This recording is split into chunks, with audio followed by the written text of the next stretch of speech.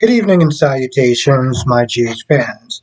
So, starting off with the TJ Molly scene, I understood where TJ was coming from because it seemed like Molly made a decision when she was there talking to, I guess, like the surrogate people or whatever, about potentially finding someone else and seeing how, the last surrogate, lost her baby not that long ago.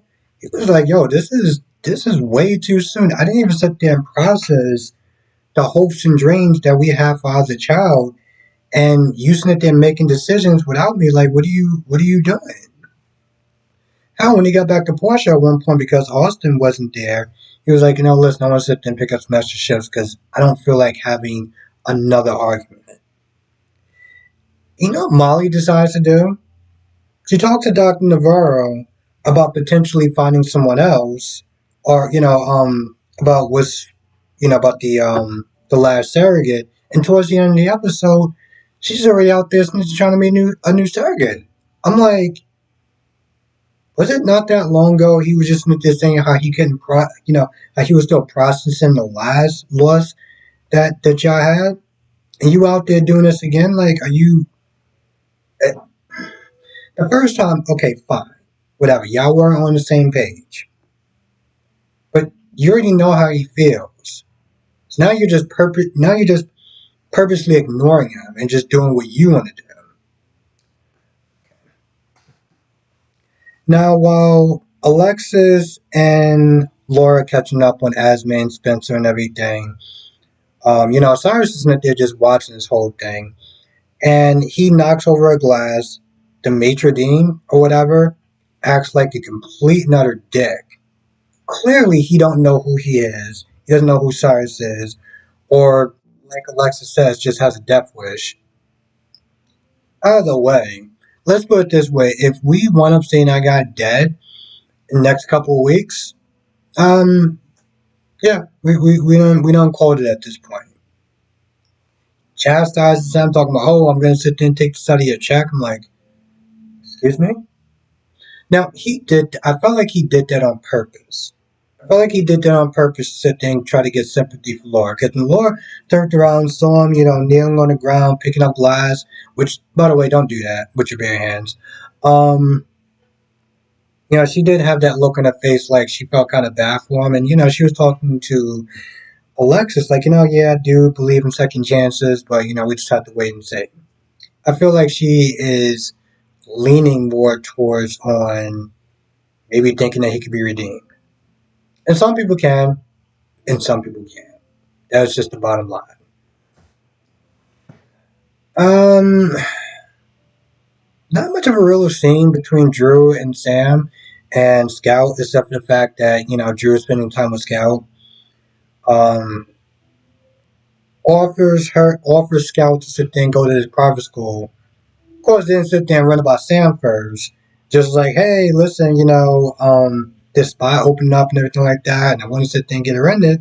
And of course, Scout says yes in the beginning, and I knew she didn't want to go because the way that she said, yeah, sure, or, Dad, if you want me to go, I'll go, I knew she didn't want to go. And of course, she said that towards the end.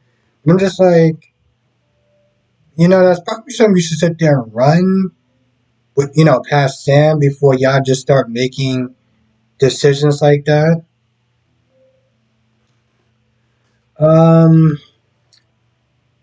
Liz was kind of out of pocket in the beginning when Finn had to sit there and, go to Portia to sit there and kind of double check his work. And, Liz was like, oh, he's like the top in this field or this, that, and the third. And I'm like, Liz, you need to calm that ish down. Okay? Portia's just doing his job. Portia's doing her job, and that's protocol as far as what happens when a doctor is sued for malpractice. So you need to, on top of that, she run ish. Okay, she runs this stuff here. She runs shit around this hospital, not you. You really need to calm that down. Now, granted, she did apologize afterwards, but I was like, she went to Ben and tried to sit there and calm him down. And then the Jay's lawyer came. Now I'm sitting there thinking, okay, the Jay's lawyer is coming in to interview Finn. Finn, You wanna get your lawyer. I don't think you want to answer these questions by yourself. I think you should probably get a lawyer. He doesn't do that. They start going through the questions and things of that nature about what happened with this guy, and it gets to a point where she's like, the symptoms that he displayed. Do you think it could have been possibly, have something to do with cancer? And at that point, towards the end, he was like, "Yeah, I need to get my lawyer."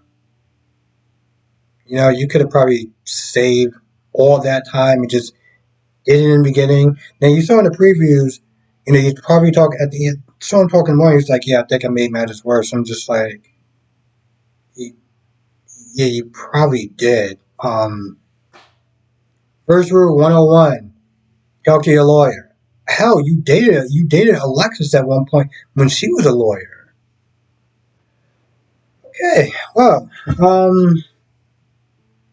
Dante and Sonny catch up, and eventually it does get to a point that you talk about Austin, Mason. You talk about Mason and Cyrus being the boss, and of course they find out that Austin's dead. And at first Dante's like, "So, did you do it?" Sonny's like, "I can't even believe you asked me a question like that. I mean, I'm a pro. I mean, if I sit there and I take somebody out, you ain't finding the body." So, but he did sit there and inform Dante most likely the boss is going to be Cyrus. Um, and granted, all connected because the minute that Austin went in that police station, it was a wrap.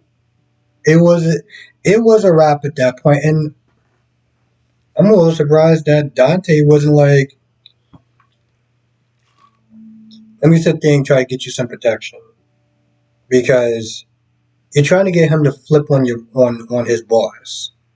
You don't think that there's a possibility that he might have eyes and ears, NPC, in the police department, or just watching this guy? Kind of dropped the ball on that one, to be honest. I'm just going to be real. You kind of dropped the ball on that one. Meanwhile, Liz and Portia just like, "Yo, what's going on? Like, he's dude's supposed to be here. He's not here." I think they found out towards the end, maybe, or they guessed because when Liz went to the house and saw, went inside the apartment, you know, she started to get kind of worried. So I'm glad they're actually addressing it now. And I'm just like, so when is actually going to sit there and address Austin being dead? Like when is that going to happen? Yeah, I'm not gonna lie. I feel like that's pretty much about it. This episode was okay.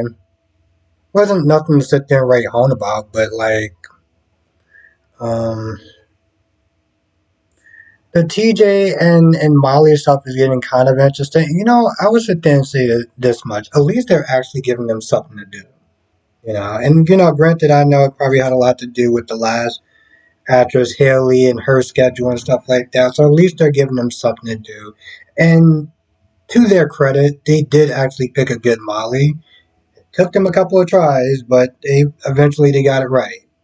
So I know that she's looking for more more people to sit there, for potential surrogates. But I mean, let's be honest, we all know what it's going to come down to. I'm just, I'm just waiting for that day for when she asks Christina to be the surrogate, and I really, granted, I'm not going to get what I want, but in the universe where I do get what I want, she sits there and tell her, no, no.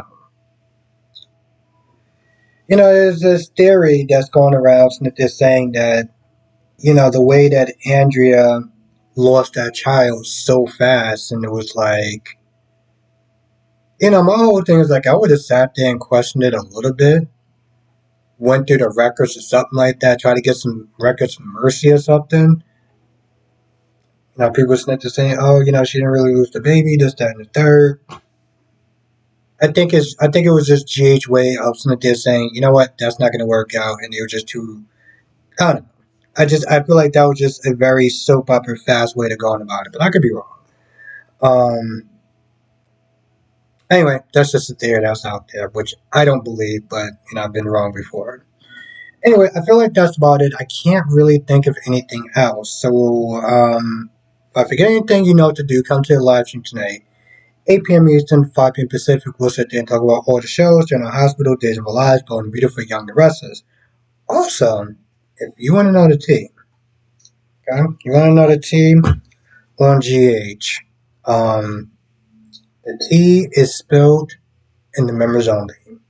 Okay? You want to know some stuff on GH? You got to be a member to do that. And it's been a couple of days, and I'm still just like, damn.